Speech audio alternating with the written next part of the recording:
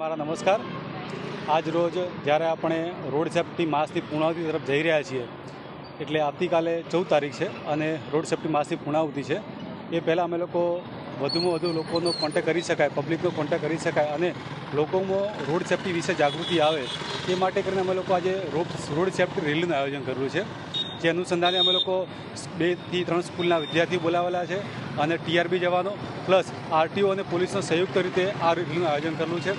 લોકોમાં વધુમાં વધુ માર્ગ સલામતી વિશે માહિતગાર થાય અને અકસ્માતો ઘટે એ માટેનો અમારો પ્રયાસ છે।